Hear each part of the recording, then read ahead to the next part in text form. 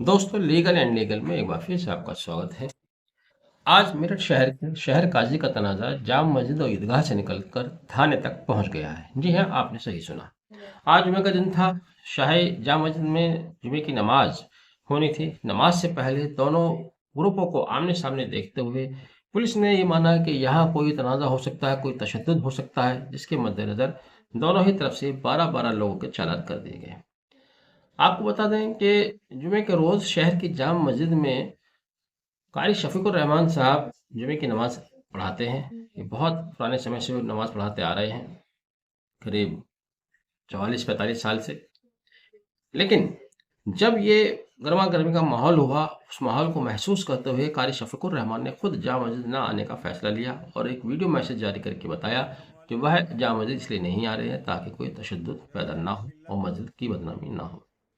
हालांकि लोगों का ये भी कहना है कि कारी शफीकुर रहमान इसलिए जामा नहीं आए चूंकि उनको खतरा था कि वहां उनके साथ मारपीट हो सकती थी। चूंकि शहर काजी की तरफ से लोगों में बहुत ज़्यादा गुस्सा है, बहुत ज़्यादा गम है, बहुत ज़्यादा लोग जज्बाती हो रहे हैं और शहर की बहुत बड़ी तादाद शहर काजी काजी जैनुल साजिदीन मरहूम के साथ है, उनके बेटे सालेकीन सिद्दीकी के साथ है। अपने वीडियो मैसेज में कारी शफीकुर रहमान ने यह भी कहा कि उन्होंने जाम मस्जिद के लिए बहुत कुर्बानियाँ दी हैं, उन्हें आने से कैसे रोका जा सकता है। जिस पर लोगों का कहना है कि अगर आपने कुर्बानियाँ दी हैं तो क्या कुर्बानी की कीमत आप ये चाहेंगे कि आपको शहर काजी बना दिया जाए और ज़बरदस्ती शहर काजी बना दिया जाए। तो इस तरह से अब वॉकआउट भी चल रहा है, कोल्ड वॉर भी चल रहा है और लोग आमने सामने भी टेंशन दिखाई दे रही है कि अजीब सा तमाशा हो गया है शहर काजी को लेकर। कारी शफीकुर रहमान का जो वीडियो मैसेज आया है उसमें उन्होंने यह भी कहा कि सालेकीन सिद्दीकी उनके बेटे जैसे हैं। कल हमने भी अपने एक वीडियो मैसेज में बात को कही थी, शायद उसका असर हुआ। उन्होंने तस्लीम किया कि उनके बेटे जैसे हैं, लेकिन ये भी कहा कि उनको कुछ नहीं मालूम। जो लोग हैं, दूसरी बिरादरियों के लोग हैं, वो इस बात पर जिद पर अड़े हुए हैं कि इसका बेनिफिट उठाया जाए, उनको मोहरा बनाकर इस तरह की चीज़ें कर रहे हैं। तो यानी कि बहुत खूबसूरती से उन्होंने इस सारे मामले को बिरादरीवाद का रंग देने की कोशिश की। वो अपनी बिरादरी को यहाँ पर एक्टिव करना चाहते हैं, अपनी बिरादरी वर्सेस अदर बिरादरी, इस मामले को वो रंग देते हुए दिखाई दिए। मैं जब से ये आपको इन्फॉर्मेशन दे रहा हूँ, ये तो तब से याद है, आपको भी शायद याद हो ना हो, लेकिन अब याद दिला दूँ। असल में एक बहुत पुराना तनाज़ा दो बिरादरियों के बीच मेरठ में है। अब से करीब 10 या 15 साल पहले, साल मुझे सही से याद नहीं, बहुत ज़्यादा तशद्दुद इन 2 मेरठ की बड़ी बिरादरियों के बीच में हो चुका है, जिसकी बाइस वहाँ पर बहुत ज़्यादा माली नुकसान भी हुआ था। एक बहुत बड़ा शोरूम था हापुड़ रोड पर, जिसे आग के हवाले कर दिया गया था।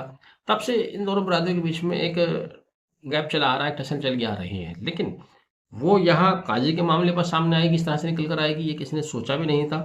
हालांकि अगर शहर काजी ये कहते हैं, जैसे कि उन्होंने अपने वीडियो मैसेज में कहा कि मैं काजी बनने का कोई शौक नहीं रखता, मुझसे बेहतर कोई आलिम हो तो उसको ले आइए, तो इसके जवाब में लोगों का कहना यह है कि ठीक है, अगर आप को ये लगता है कि सालेकीन सिद्दीकी बेहतर उम्मीदवार नहीं है, तो आप क्यों अपनी उम्मीदवारी पेश कर रहे हैं? आप अपने आप को क्यों शहरकाजी पेश कर रहे हैं? हाँ, ये बात यहाँ तक सही हो सकती है कि अगर लोगों ने कुछ गलत किया है तो उसका खमियाजा अल्लाह की अदालत में उनको भुगतना होगा। और सालेकीन सिद्दीकी ने कभी अपने मुंह से नहीं कहा कि उसको शहरकाजी बनाया जाए।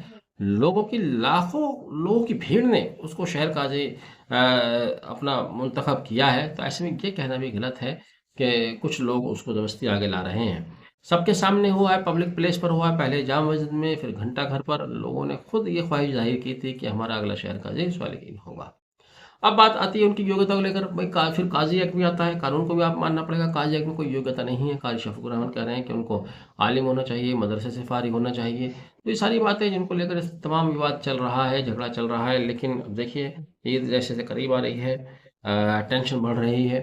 आगे जो कुछ भी है, अगर इसका मामले का हल बातचीत से नहीं निकलता है तो ये बहुत ख़राब होगा, बहुत ख़राब पोजीशन हो सकती है, अच्छा मैसेज नहीं जाने वाला।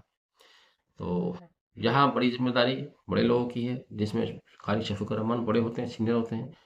उनको अपनी जिम्मेदारी निभानी चाहते हुए कम से कम अपना नाम वापस लें। और फिर सही गलत हो रहा है वो शहर के लोग तय करेंगे, शहर के उलेमा तय करेंगे। गलत करेंगे तो वो जवाबदेह होंगे।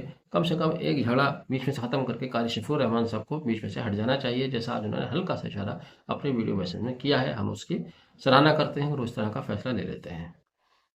आपने वीडियो आखिर तक देखा, थैंक यू।